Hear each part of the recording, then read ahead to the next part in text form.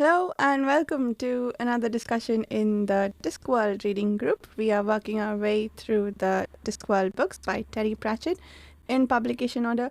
We're about 4 books in so far. Today's discussion is going to be on the 5th book, Sourcery, which is one of the books in the Wizards series. So it features Rincewind. But at least that's what I think the Wizards book do so far. With me, I have the group of friends that we've been reading Discworld with. Alex, could you start us off with introductions? Hi, I'm Alex. You can find me on the Page Chewing Forum, and I like reading Terry Pratchett books. Very nice. And Jose. Hi, I'm Jose. I run the Jose's Amazing Worlds YouTube channel and the Fantasy Talks Live podcast. I can also be found on the pagechewing.com forums, and I love reading the Discworld series by Sir Terry Pratchett. So maybe Varsha's not so evil after all. And Susana. Hi, I'm Susana Imaginario. I'm a writer and I run the YouTube channel Den of the Wyrd. Nice. So what did everybody think about being back with Rincewind, -2 Flower? And I guess I'll steal Jose's question from last time. What do you think this book was about? The number 8. The number 8. The number that you can't speak. Wait, I thought that... Okay, never mind. And what's his name? Coin and his staff that secretly hides his father. I think that was an opening to some of the stuff that was talked about in this book, I think. Maybe I'll let Jose go because I know you talked about this during your review about what this is about, and I sort of agreed. Oh, okay. So you want to get into the heavy stuff straight away. Yeah, it's a reread for me. I think the first time I read the book must have been 25 years ago, and I remembered next to nothing of it. But I'm really enjoying the reread of the series because I think I'm getting much more out of them now in my middle age than I did back in my early 20s. And it took me a while to figure out what this book was about because I think all the Discworld novels are very thematic.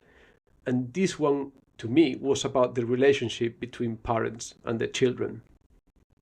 And it didn't click on until the very end, which was a bit iffed about. I thought this book was the weakest of the series so far. And then once it finally clicked, I was like, actually, this is possibly the best book of the series so far, maybe in contention with Mort.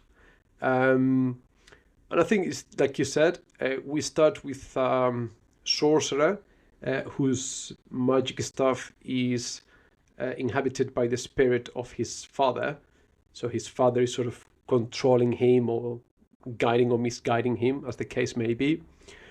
We also encounter Conina, which I didn't click at all, that she is Cohen the Barbarian's daughter. And again, she's trying to live up to her father's reputation of being this all-warring, all-conquering barbarian, when in fact she wants to be a hairdresser. And it's like, oh yeah, that's what the book is about. It's about parents projecting or expecting things from their children. And as usual with Sir Terry Pratchett, he's just making you think about it. He's not preaching at you. He's not telling you whether you should have expectations for your children or not. But he's just making you think about it. And me as a father, I think I've been in situations where perhaps, particularly with my eldest son, I've maybe projected some things or I've tried to put him in a certain path and it hasn't worked out and we had some kind of conflict or whatever. And it sort of spoke to me about the relationship I have with my eldest son. And that's what I took from the book, but maybe other people had different takes on the themes of the book. Yeah, I like that. Alex, did you want to add anything? No, I pretty much agree with that. I mean, in Coin's case, it was almost child abuse, the way his dad via the staff would electrocute him if he did something he didn't want him to do. With Kanina's version, it was slightly more sort of an ingrained over time expectational demand from her dad. Hmm. And I did wonder what role Rincewind played in all of that, because he also has his thread of sort of trying to find himself, or rather, he's not a good wizard, but he wants to be. That is only what he wants to be, and so he's trying, even though he's not very good at it. So is he sort of the counterpoint to these other two characters, Coin and Kunina, where he gets to choose and like sort of representing I don't want to say joy in choosing, because he's not very happy as a wizard either, but maybe he's just happy from trying and failing too, and that's better than what you're forced to do against your will. Yeah, the themes of fate versus free will are there as well. So Coin didn't have a choice in a sense, it was the eighth son of the eighth son of the eighth son. So it just was what he was, and his father's influence, of course, didn't help. Well, Rincewind, he could choose. Everything he did was based on free will. He chose his fate. So there was no one forcing him to.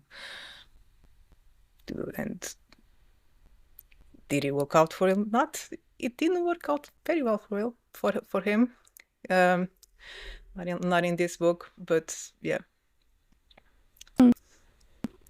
But yeah, I guess there's an additional thread there that about doing the right thing that Rincewind is made to do. But before we get into that, I just wanted to say how wonderful the title is, and like going back to your point, Susana, about the number 8, it almost looks like a misspelling, doesn't it, with sorcery spelled with a U, but it's because he's the source of magic. And, the 8th son of an 8th son of an 8th son. So yeah, it's utterly Pratchett brilliant. is so good with words, with just coming up with just the right word for everything. Yeah. I have to admit, when I remember from the first time I read this, which, like Jose, was a very, very long time ago, I didn't understand the Wizard Squared bit because I was overthinking it. So I was sitting there thinking, but 8 8's 64? So it'd have to be the 8th son of an 8th son of an 8th son of an 8th son of an 8th son. It never occurred to me that it's just a wizard times a wizard. I got that this time round. Nice. Wizard timed wizard. Yeah, that intro is brilliant, and we start with the scene with Death, right? And I love the exchange he has with Coin's father, where Death's almost like, do you have to do that? You're being silly, right? And this guy's got like so much passion, and he doesn't want to die, and he wants to leave a mark on the world, and he has all this rage about having been kicked out of the magic school. And Death is just like, yeah, whatever. Like, yeah, you'll have to come around eventually. It was that whole bit when he goes, haha, my final trick. I've trapped myself in the stuff so you can't touch me. And Death just sort of goes, yeah, all right. Yeah. I have time. Yeah. Nothing but. There's a cheery thought there, isn't it? Death catches up to us all in the end. Mm-hmm. Yeah. Yeah, there's a bit when he asks, so what is there or what else? And then Death just replies, me. Yeah. There's no hope. There's just me. Yeah. No hope. Yeah. Just me. But sorry, I just want to bring it back a little bit with the themes, because that's what we started the conversation. Because there's also the bit about, because we're talking about the parent and the children or whatever, but there's also that issue of self-identity, isn't it? Where Rincewind, I think there's an exchange between him and Conina where they're talking about whether you are what you think you are, or whether you are what your actions do. Like, just because he cannot do magic doesn't mean he's not a wizard, which I would disagree with, I suppose, because I don't know, you cannot do magic, you cannot be a wizard, right? That sort of thing. I think it's the only thing where I think I disagreed with Sir Terry's take on the book. but yeah, like it is so deep, and there's so much to take from it. That yeah, I realize how dumb I am, or how much more there is in these books other than the puns and the jokes and everything. I don't know what your takes are. Are you defined? I think we are defined by our actions, right? Yes, to a large extent. Mostly, yeah. Yeah.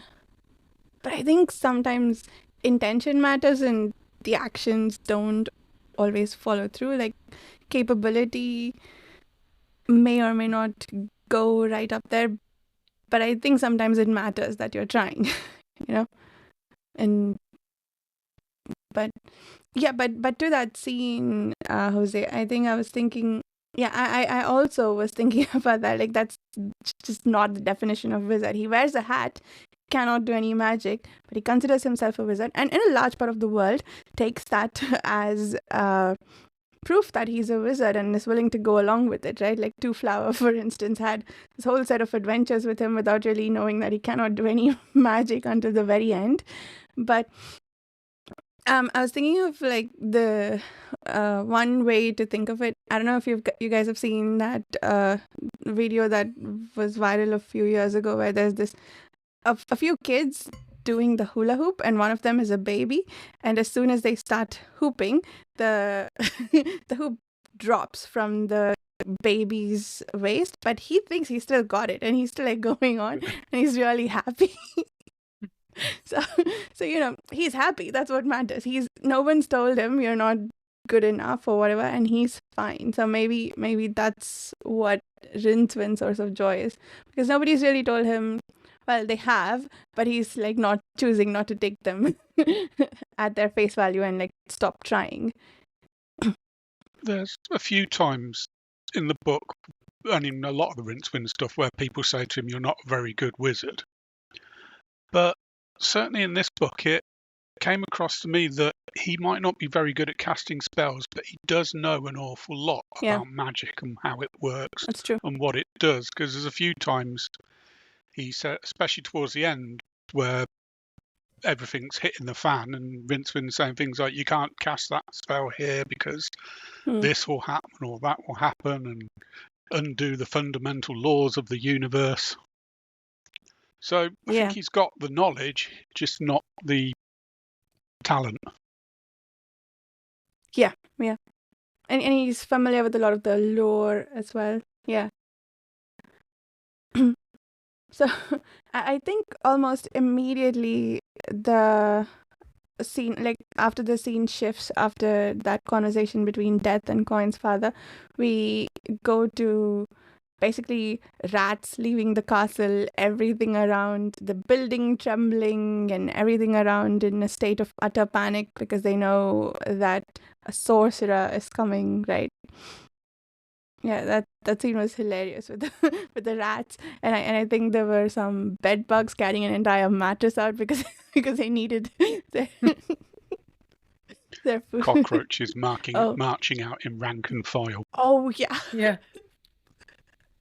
Some of it was utterly terrifying and gave me the creeps, and they kept following up on that. It wasn't just, this was all what Rincewind saw and we're done with it. Later on, after the bar fights and so on, they see a line of cockroaches marching again.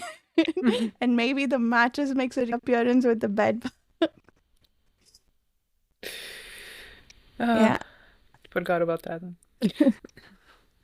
And that's where he meets... Oh, and Rincewind sees... That's the other thing. His sense of survival, I think, makes him a good candidate for a wizard, or like being, and that's why he gets the job that he does of protecting the Arch-Chancellor hat, right? Well, that and because he's the only wizard around, but he knows how to survive. He has escaped from near death so many times. So yeah, he leaves with luggage. Yeah, that was one thing that I was curious about. We got a lot of luggage POVs towards the end of the book, but I can't remember that it helped with anything. Did it solve any problems towards the end?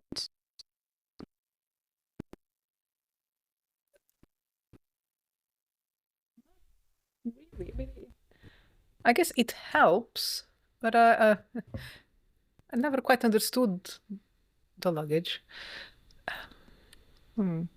Is it because the luggage falls in love with whom? With Konina in the I book? think so. Yeah, it does. Sort of thing. Does it? Yeah, and then she yells at it to leave, and it does, and then it goes and gets drunk in a bar. Yeah. And finds itself in some random swamp and then comes out of it. But I don't like in the first two books, the luggage usually saves the day when Rincewind or Two Flower are in a tight spot, right? By destroying everything around them. In this one, luggage is just off having its own adventure. But I don't think it sort of comes, if I remember correctly, it doesn't come together in the end to save the day or to help with some of the fighting in the end. I think it does a little bit. It doesn't kind of help pull through the portal at some point. Kind of snaps. Oh. Or that was in another book. Sorry. Yeah, I don't. Maybe there's something with the castle at the end that it works on. I don't know. Yeah, sorry, random detour. But doesn't the luggage come back from the lower It does from the come dungeon back, yeah. dimensions? Mhm. Yeah. From the dungeon dimensions, does it go to dungeon dimension? Oh, I think so. oh, okay. Maybe that's what happens. So it Kind of have goes the image to of it snapping as the portal was closing or something. Hmm. So the thing Oh, about that's this, right. Oh, yeah. Okay, that's what brings Rincewind back from the dungeon dimensions when they have that huge Okay, maybe. Yeah, that makes sense. Okay. Sorry, So- Susanna, you were saying. I found this one a bit more distracting than Morse. I enjoyed more. I was more into the story and the characters. So it took me a little bit to get into what the hell was going on, and then I was a bit less enthused with the characters as well. But the thing about it is it's very distracting. I mean, it's filled with so much wordplay. The dialogue is just priceless. So I found myself just enjoying the little bits, and I was like, okay, but what was this about again? Oh yeah. Heck no. It's a very distracting book. It's almost too entertaining. So I have like all these notes of quirky lines and little asides, but then but the story, what was the story? It's one of those. Yeah. And I think a lot of the footnotes were also really brilliant in this one. And I think it was in this book, or maybe they're starting to blend together. But there was one that started like it was an explanation of something we already knew. No, I'm thinking of something in Mod. Never mind. I remember talking about this exact thing during the last discussion. So anyway, Rincewind leaves because he has this survival instinct. He packs up luggage and gets the hell out of the castle because he knows something bad is about to happen. And then he goes into a bar where he runs into Konina, who has apparently stolen the Arch-Chancellor's hat. So I listened to this on audiobook for my reread, and Colin Morgan is a pretty brilliant narrator. And the voice he gave the hat was fantastic. So yeah, the conversations between the hat and Rincewind, those were really fun too. There was one interesting exchange there where Rincewind has this moment of utter mortification that a woman, how dare she, has a hat. Not quite how dare she, but like, oh, she's breaking a lot of laws by having the Arch-Chancellor hat. And Konina's like, yeah, so what about it? I thought that was interesting too. And that's the other thing. Like there are the overarching themes that we talked about, but little exchanges like this, I think, drive home some smaller points too. Like this one, what is the matter if like someone breaks tradition that apparently has no real backing behind it? That was explored in greater depth in Equal Rights too.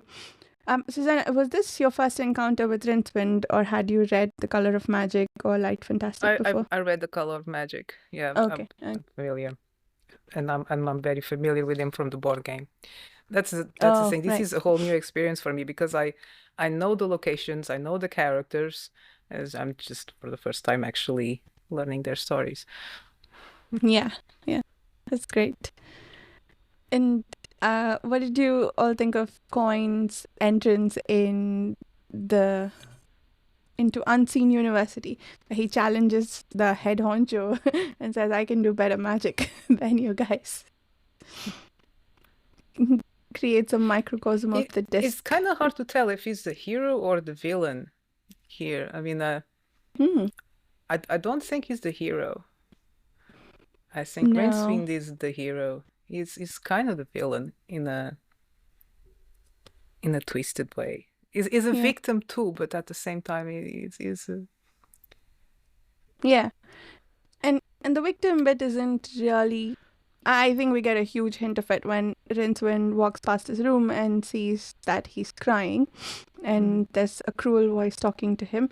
But and I think the rest of us, like the readers, know what's going on there. He's probably being subjected to doing something he doesn't want to by the staff. But yeah, I think the rats leaving the castle scene makes it very clear that they have to be absolutely terrified of him. If not the villain, he's at least one side of the conflict, like he happens to be throughout with the wizards versus sorcerers conflict, right? Which again, what do you guys think of that? The wizards and sorcerers, they felt practically like the same thing, but they are fighting against each other. Is it that wizards need spells, but sorcerers draw from a more fundamental form of magic? But also, do you think there is some oblique commentary on the things that humans used to separate each other, like castes and religions and stuff, which like basically are the same, but we fight against each other over it? It's I think it's the amount of power. I mean, Coin didn't work for his power. He didn't have to do anything. He was power. Well, the wizards, they had to study and cast spells and work and all the rules that they love. So power, when it's unchecked, it always tends to go wrong. So they couldn't let that happen. It's always a clash. It's hard to tell if there's deeper meanings there. I mean, I'm sure there are, but he hides them so well. And again, like Jose said, he's never trying to preach. He's never telling you this is what it is, or this is what I'm trying to tell you, or this is what is right or wrong. He always leaves it open-handed, just creates these magical, fantastical stories, and then just lets you think about and reflect. And they could be argued. I mean, it's very easy to play devil's advocate. It could be.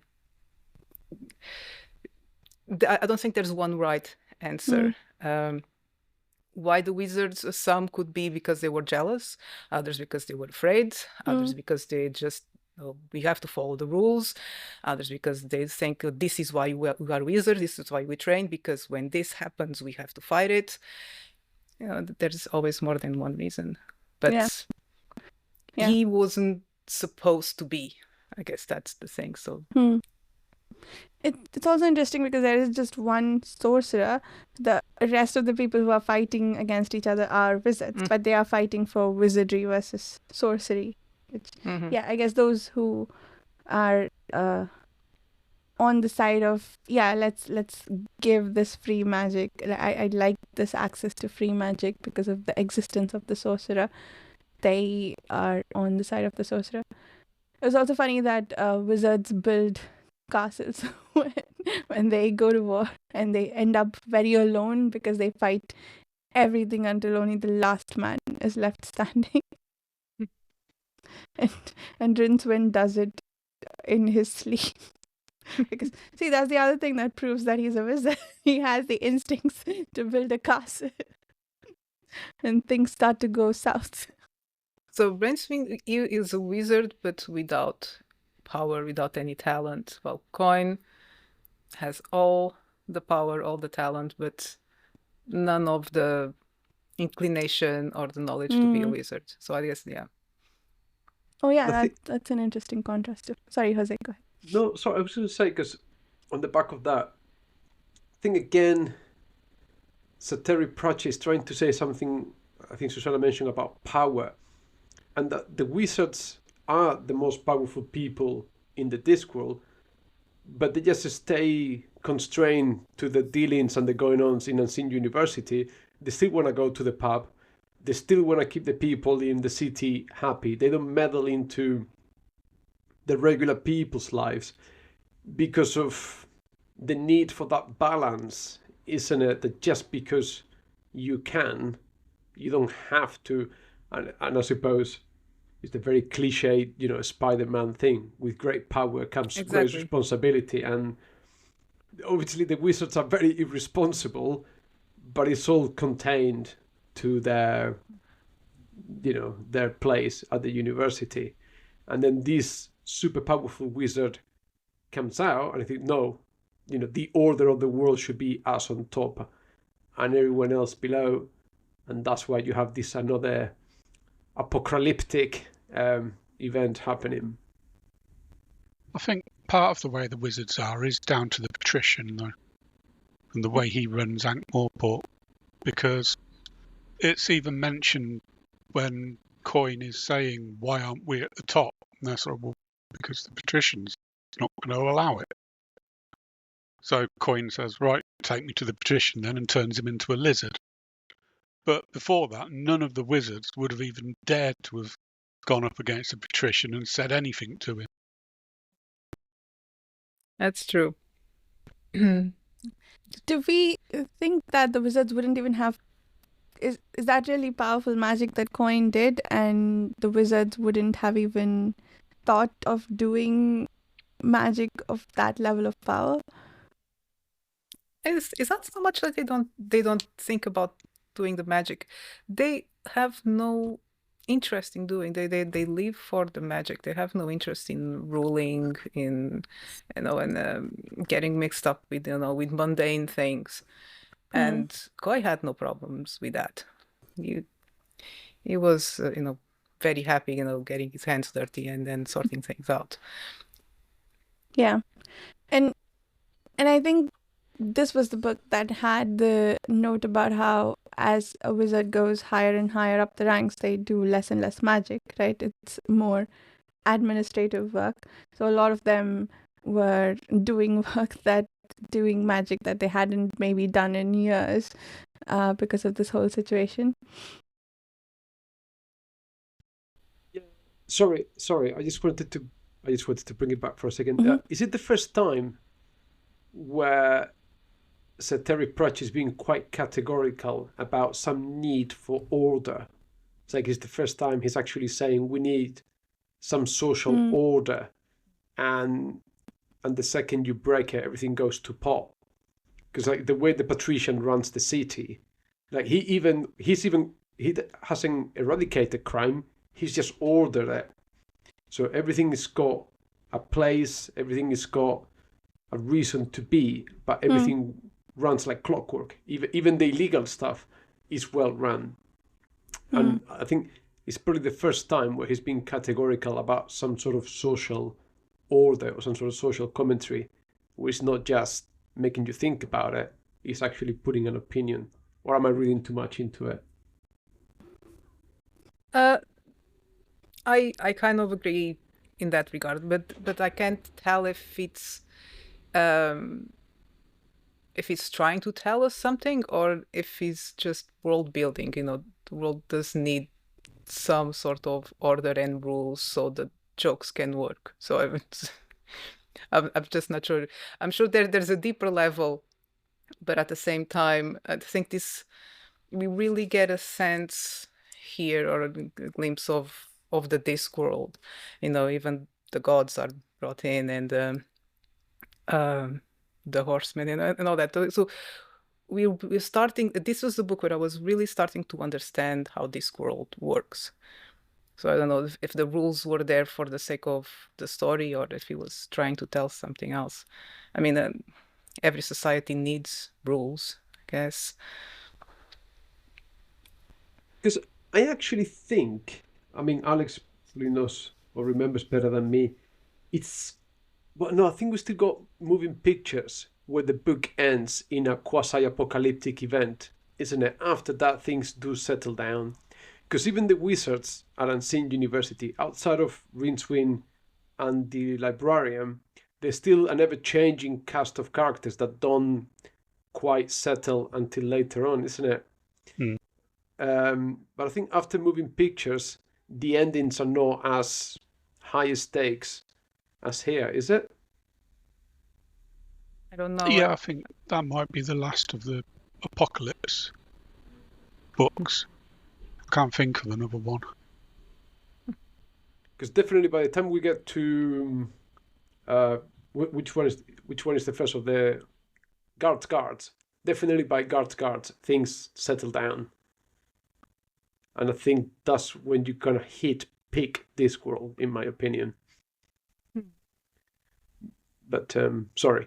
Nice. Isn't Guards before Moving Pictures?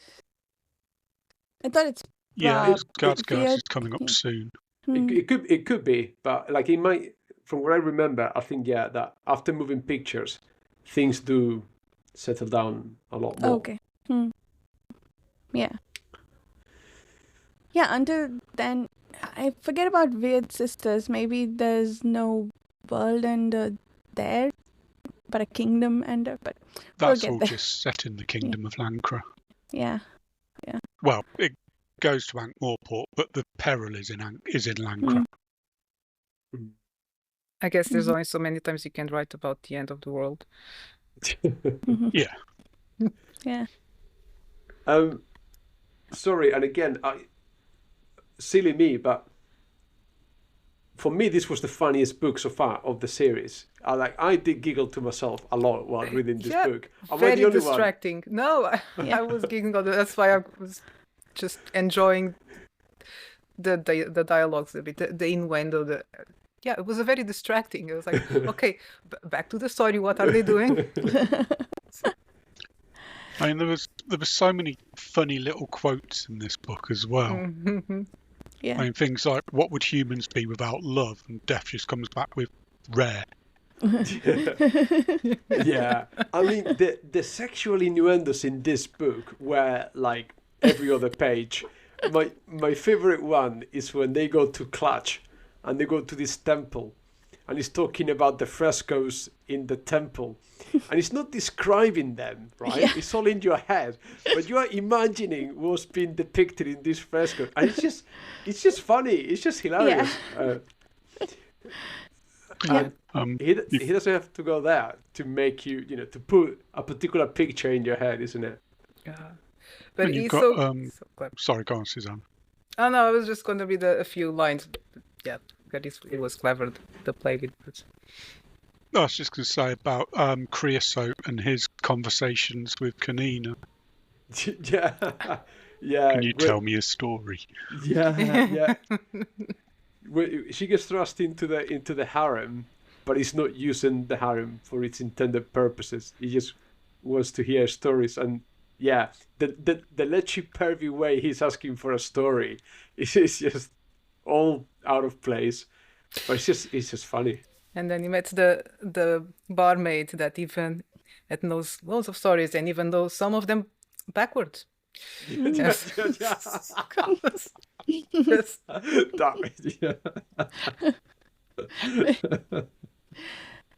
Yeah. I think we also saw a lot more of the world this time. I mean, we went all over the disc in The Color of Magic and what was the other one? The Light Fantastic. But I don't think we went in. They were mostly wandering in the forests and jungles. They didn't go to cities, and when they went, it was as captives. But in this one, we actually got to see around the city, meet some characters from there, and and we got some lore with the ice giants and whatnot. And yeah, I think those also made for like sources of excellent jokes because there was a lot of stuff that we hadn't seen before. Yeah. But what was the name of the warrior kid? Oh, he's the other Rincewind equivalent. He's not very good at it, but he's following a manual to become a warrior. But Konina's... Oh, Nigel. Yeah. Nigel, Was yes. it Nigel? Yes, Nigel. And they find him. Oh, that scene was hilarious where Rincewind gets thrown into a pit and he thinks the snake is talking to him. But it turns out to be Nigel. Said the snake, and I was like, oh, this is just whole new levels of... I quite liked the little twist that the book Nigel's reading was written by, or supposedly written by Cohen. Yeah. Who was, of course, Konina's dad. Yeah, that was fantastic. And the manual is teaching him some dumb shit, isn't it? He has to follow some sequence of events to become a... What is it he wants to become? A warrior? A barbarian? Like, what's the title that he wants to pursue? I think it's Barbarian, isn't it? Barbarian. Okay. But he promised he'd miss out chapter 6 because he promised his mum that he'd wait for the right girl. Because it's the most... I mean, it's obviously nothing... There's nothing sexual. It's all masterfully implied and hinted at. But it's the most overt book in that regard out of any of them. I think he must have taken something, I don't know. I don't know what was happening. It was at the inspired. Time. Yeah, most definitely. But it's so clever. The way that it's written is very clever. Even just when we meet Konina, yes. You could, normally when they ask her, who was your father, Conan, and, could have played with that and, let us find out or whatever. But no, it just went in. And she said, yeah, well, it's not my fault.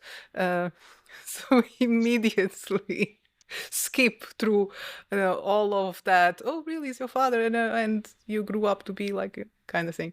And I liked how every time she would really try not to fight or hurt anyone, but it was just natural for her. And, because her body was just built like that and sinew and then just punching it.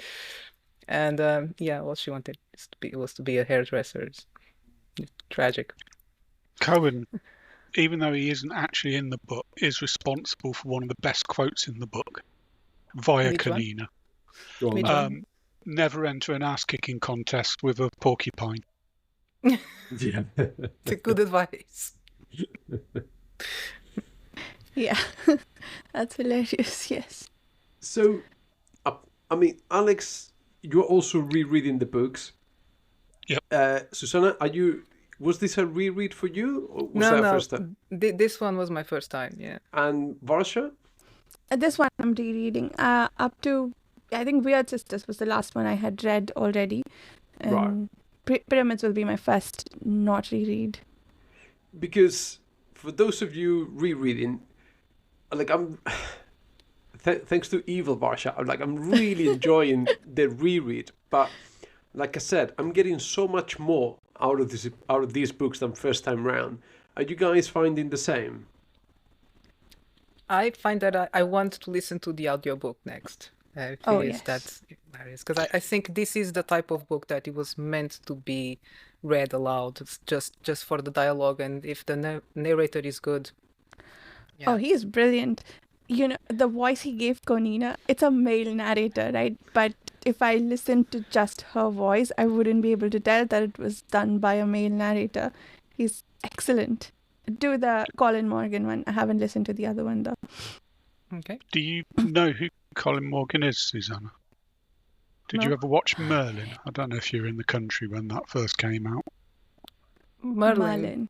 Yeah. Yeah, Which the BBC one? series. With what's his name? Sam Neill. That's the only Merlin I know. Sorry. All right. Well, he actually played the young Merlin in that, and he was very, very good in it as well. Yeah, I rewatched that show a few times. I liked Colin Morgan in that. Yeah, that one over rewatches I liked less and less because of the larger themes around people in power and how they're handled. But anyway, I like the actor, and he's an excellent audiobook narrator. Okay.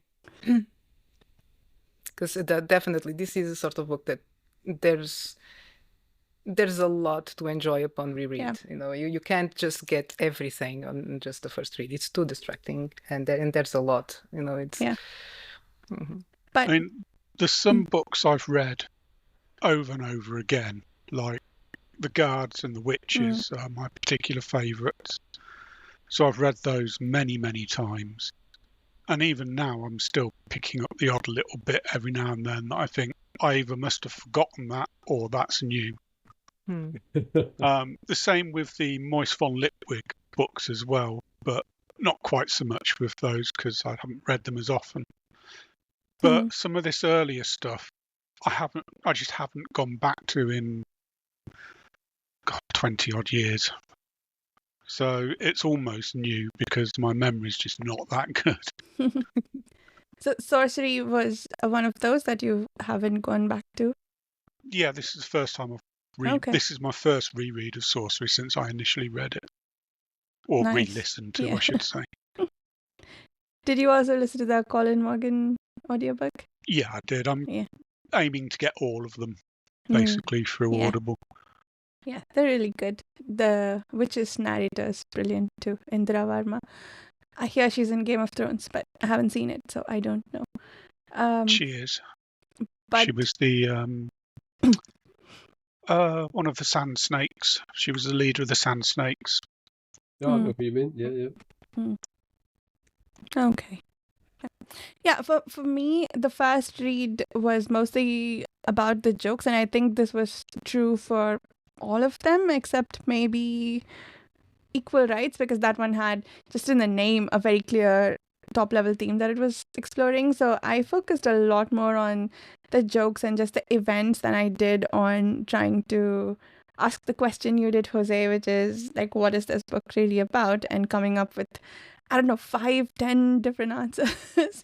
And so this reread, I got a lot more out of that, like those kinds of questions. And I know going forward to try and read into those as well for the books that I haven't, that will be my first read. So it'll be interesting to see what I tend to focus on in those. But yeah, and like Susana said, there's so much going on in this book in terms of both the jokes and the distractions, as well as the explorations of the world and the lore, that was the stuff that I focused on the first time around. But on reread, it became a lot more about the characters and their journey, so to speak, with, I guess, Konina and Nigel contrasting each other, and Rincewind and Coin being the contrast of, like, being forced to do something versus choosing to do something, right? And a lot of, like, the branches of the sub-themes that come out from that. It was a very rewarding book to reread. And also, like, I wasn't, and probably still not, I'm a huge fan of Rincewind. Like, I really enjoyed Two Flower in the first two books. Rincewind I mostly put up with. Reread changed that, though. He's growing on me quite a lot. So it was nice to have him in a book all to himself and going off on this adventure and really saving the world, not just saving himself. It takes a very heroic turn at the end of the book, doesn't it? So yeah, with the orangutan librarian. I think he takes two heroic turns. First, he goes up against Coin with a brick in a sock, and then he goes up against the denizens of the dungeon dimension with a brick in a sock. With a brick in a sock. Yeah. I love the scene where, and there's this constant conflict of, should I just run away and save myself, or should I actually do something? And there is a point where his conscience starts talking to him. And it's like, okay, yeah, I guess I have to do this then. And what was I saying?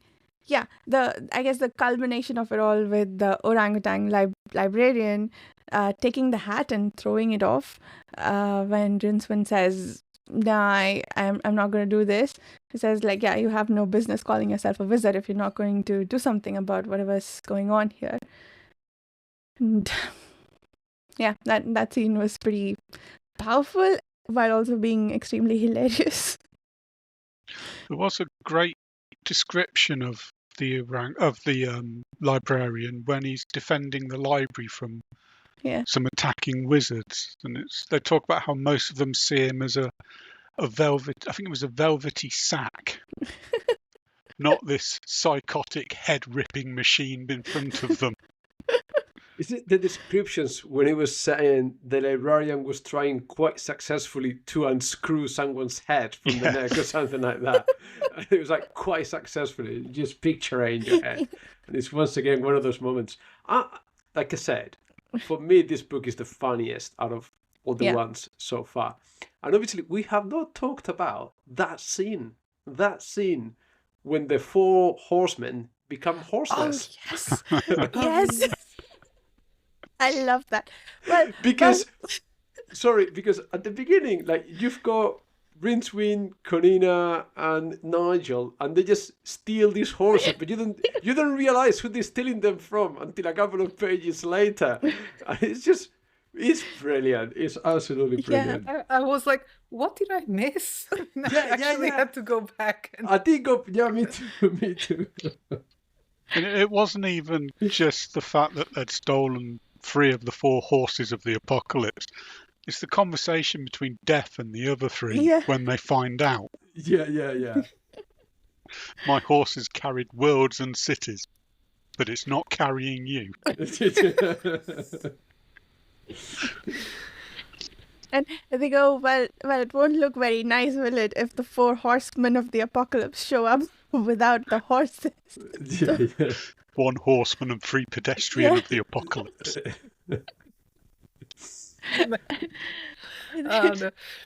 But because I think because it made me think back, like, because when he writes or describes this scene where they steal the horses, I think he mentions the Binky. He describes Binky, which is Death's horse. But you have to be really attuned to the series to realize that he's describing Binky and he's giving you that clue there. Yeah. So that when later on the 4 horsemen are at the pub, as they do, I suppose, that you go, oh yeah, and that was Binky. And then it all makes sense later. Like the best jokes, it's got this callback to the earlier scene. And it's just delightful. That whole, when they decide to just stay at the pub and carry on drinking, is just fantastic. Yeah, and they were very happy to, be out of the apocalypse and say, oof, we escaped that one. And and then the Ward's horse, seriously, so clever with the word. He had a great ending. Apparently, he lived a very happy life as a carriage horse or something. I made a note about it. Again, things I didn't need to know, not part of the story, but they are included anyway.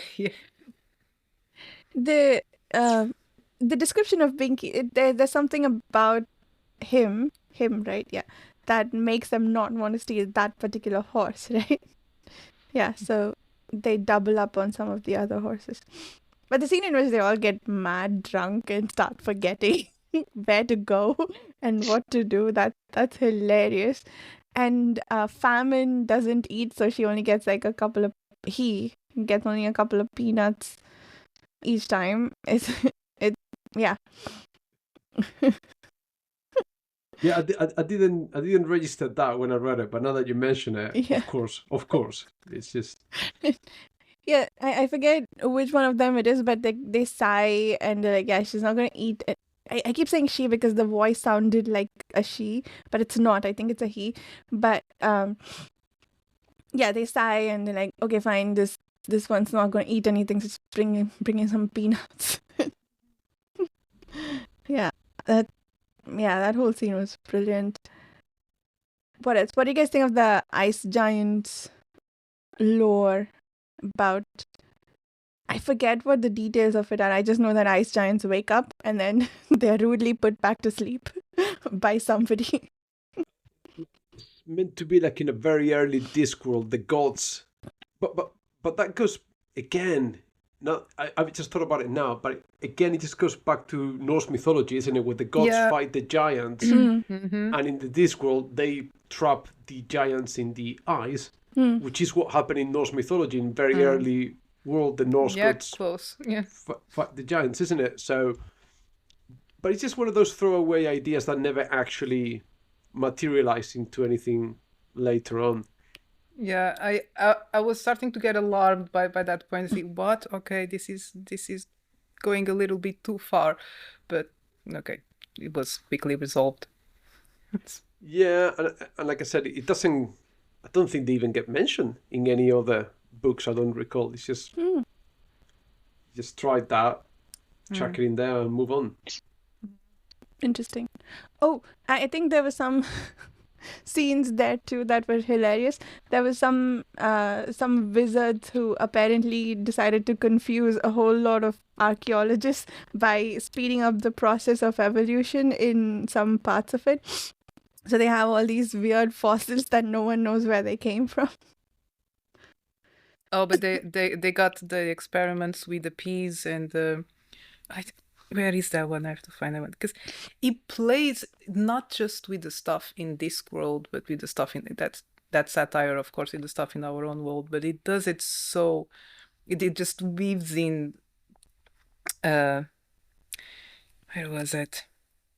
Yeah, the study of genetics on the disc had failed at an early stage when wizards tried the experimental crossing of such well-known subjects as fruit flies and sweet peas.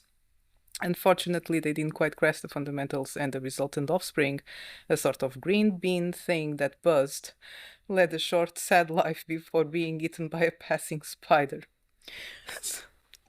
Just out of the blue. Completely forgot anything that happened before this, but the experiments, as Mandela experiments, but it just. No, you're not supposed to mix the fruit flies with the sweet peas, but okay, and just go on. For being eaten by a passing spider. There was just one of those.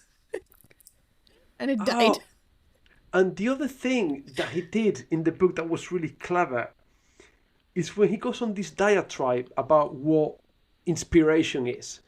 These ideas that are like bubbles floating in space, and sometimes they just hit a wall and no one has... some great discoveries so he goes on to that and you go, why is he bringing this here?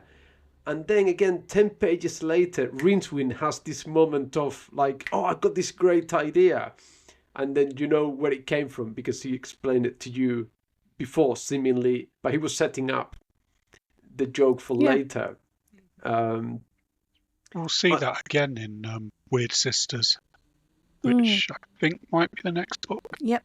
The next book is Wyrd Sisters. Because Hugh, the dwarf playwright, has a moment when he knows the all too familiar embarrassment of waking up with half-scrawled ideas all over his pillow. because inspiration struck him at the wrong time. Yeah, inspiration's been hitting him in his sleep. Yeah. That the lines there were pretty hilarious too about if the spark of inspiration hits a stone, it's not going to be able to do anything with it. But yeah, it did hit inspiration hit Rincewind at exactly the right moment. And I thought that was also a bit anticlimactic in that I thought that would be something that he uses to solve a huge problem, but it was just to say a brilliant line, I think, and it wasn't to actually come up with a huge strategy for winning this thing. So that was interesting too, that it was used in that way, if I remember correctly. There was a great little throwaway bit as well about the astrophilosophers of Krull, who had thought long and hard about it and proved conclusively that all places are one place. But then this raised the question of what about signposts? So they passed it over to the greatest philosopher of all time, who argued that yes, all places are the same place. It's just very big. The universe. Oh, I like that. I didn't remember that bit at all, but yeah, that's great. So no, the more I'm reading these books, like the more excited I am to revisit them. Of course, although maybe I don't know, one a month is the right pace, because the last few I read a lot more recently, so I remember them better. The one I'm not too excited about, because it's the one I remember the least about, is Pyramids. But I don't know. Now I'm curious, because I'm expecting to find something in it. Yeah. Because I think Pyramids doesn't belong to any of the main character series, series within the big arc. I think it's a kind of a standalone, kind of throwaway book. So I'm curious to get to it and see what I find there. Was the same hero from Pyramids in Small Gods? I think they are separate. I think Pyramids, the only bit I remember, it's got some kind of assassin going on there. Whereas the Small Gods, again, is one of those standalones that deals with something else. But anyway, just jumping ahead. I think Pyramids is in 2 books' time, isn't it? Yep. It's the one after Wyrd Sisters. Pyramids has one of the funniest starts or introductions to a character ever. Yeah. Pyramids is an interesting one for me too, because that's where I read my way through the first 6 books up to Wyrd Sisters, I think, and I stopped at Pyramids for some reason. Like, I think I had other things to read or whatever, and I couldn't choose to pick up the funny book. And then the audiobooks came out and I decided to start a reread. So Pyramids is where I sort of, quote unquote, stopped the last time around. So it'll be interesting to pick it up again. But I do remember the opening that you're referring to, Alex, and it is quite funny. At least the bit about the Assassin Guild was quite hilarious. So yeah, Pyramids is also the book that I'm looking at. Like, that'll be one of my pivot books because I'll be reading it again for the first time. So I'm excited about Wyrd Sisters too, because now that I know to love Granny Og and what's the other name of the third witch? Nanny Og, Granny Weatherwax. Granny Weatherwax and Magrat. Magrat, yes. They took some getting used to the first time around, but now I know to love them. So that's the other thing that reread gives you, right? Like, maybe you start off somewhat lukewarm about characters, but by the time you get to the end, you really like them. So when you go back and read them again with the knowledge that you like this character, it reads differently. Yeah, but then... So here's the question. Does every book get better on a reread? Or does every book or series deserve a reread? I think some get worse. Like, why didn't I see that? What is it saying? Does it really mean what I think it means? Oh, I wish I hadn't reread this. Like, I mean, I reread Harry Potter tons of times and I love to teach time, but there are some parts to it now that I'd probably be like, yeah, I'm not happy that it's there.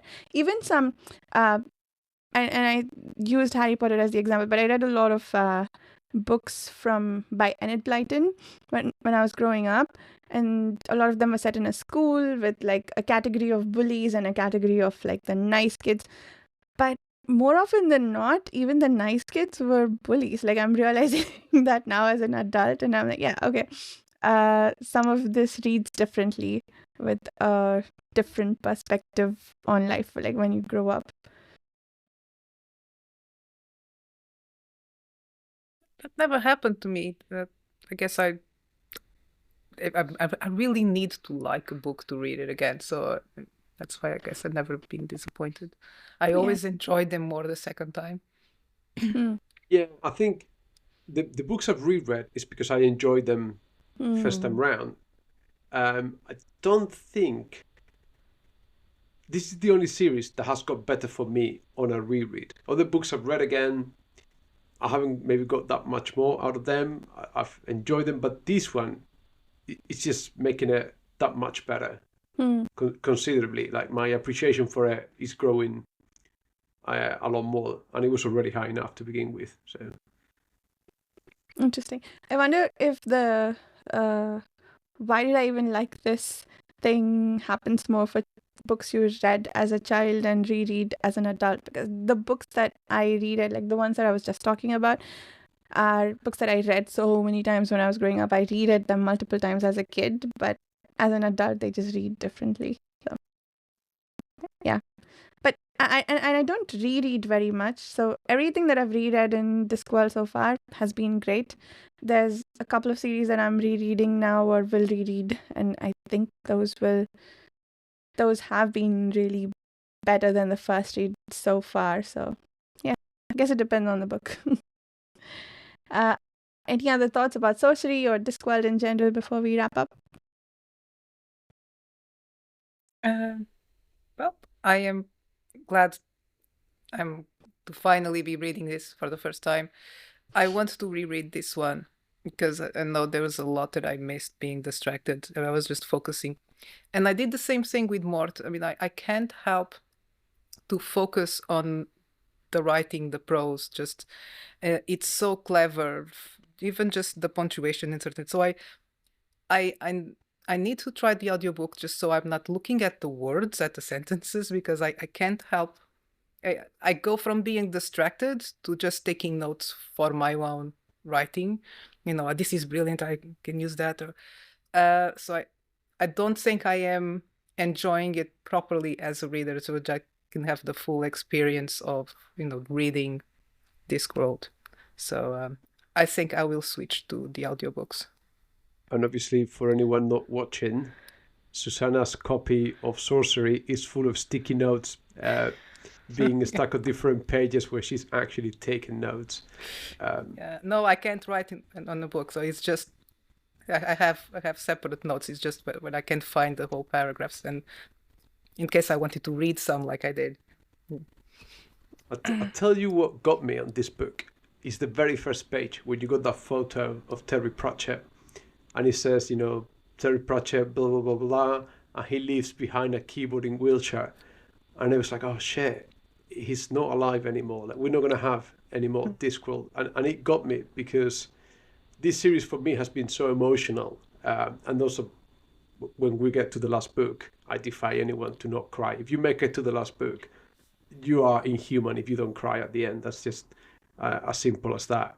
And it struck me, like, because he looks so young in that photo with the hat and so on. So I yeah. True story.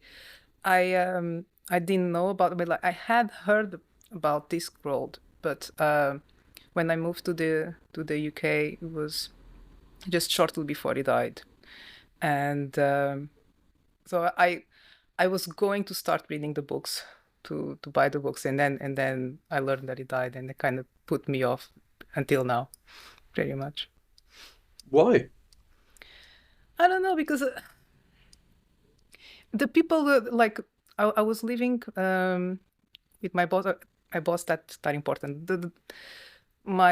The people that I was living with, they were huge fans, and they were so devastated when he died. I didn't want to go through that, or I think, well, I'm not going to start reading it now. I'll read it, in a few months, and then years passed.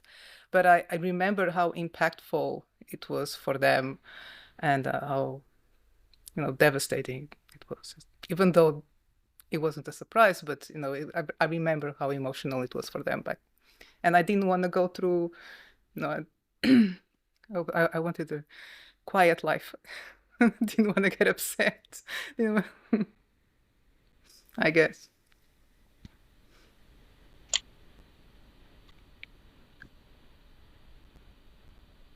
Go on, Alex. Give us some final parting thoughts, some wisdom. I mean, it's obviously one of the great tragedies of our age that there are going to be no more Discworld novels.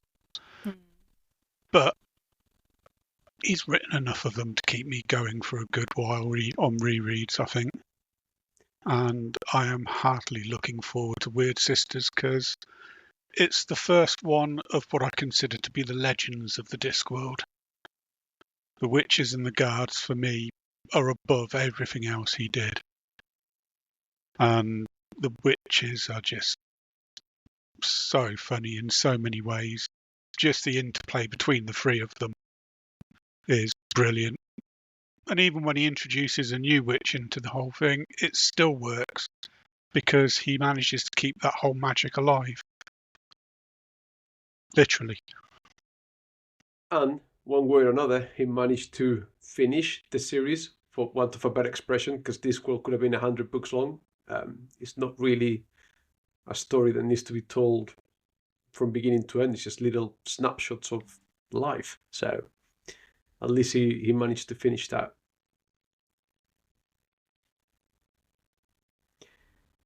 Yeah. There you go. Cheerful. No, a lot of food for thought there. I think I mentioned this before, but there was a foreword by Neil Gaiman to one of the books. I think it was Mott, that made me cry, and I wasn't even like really familiar with this author. So just to see how deeply appreciated he is, I think is quite a special thing. So It's unique. I mean, many try to emulate the style and the prose, and just I haven't come across anyone that it comes near to this, and I'm just starting. You know, I read Card, and Color of Magic, and another one, the second one of the Cards, and yeah, it's unique. Every time it always catches me off guard with some hilarious comment, or a few pages later it just, oh, that's what it was. This happens a lot. It doesn't happen with other books, but with these books it does happen a lot. And just the brain keeps working on the pun, and then finally, oh yeah. I think we talked about this in the first episode or whatever, or I brought up. I want to bring it up again. The original covers by Paul Kidby. To me, they put me off the series for a long while, but I resent every later edition of the books that doesn't have the original covers. And I think if you're thinking of buying the books, you need to get those original editions with those covers, because they capture the wackiness of the world to its full effect. I mean, it's so... I would never buy this book with this cover. Exactly. I would not. but now you look at that cover, it makes perfect sense, right? It's the perfect fit. Yeah. But you need to know, if just looking at this and being yellow and everything, I was like, no, I would never pick this book. So it's... Yeah, that's my issue with those covers, that they're too yellow, just like with the SF Masterworks covers. But they're growing on me, both of them. Why does it have to be yellow? It doesn't match anything.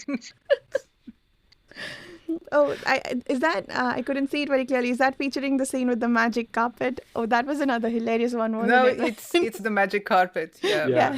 He says, go down, and it goes upside down magic carpet. And Rincewind is the only one who knows, and they have to beg him to do his thing to get them out of that fix. Cool. On that note, I think, do we want to do a round of outros? Susana, do you want to go first this time?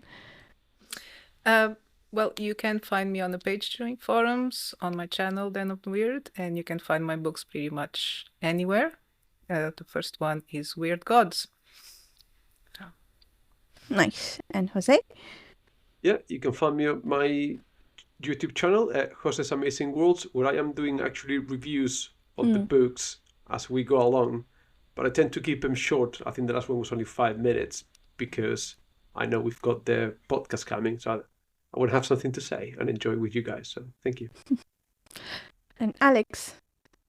You can find me on the pagechewing.com forum as A Frog in Time, and I very often crop up on other people's YouTube channels trying to sound intelligent.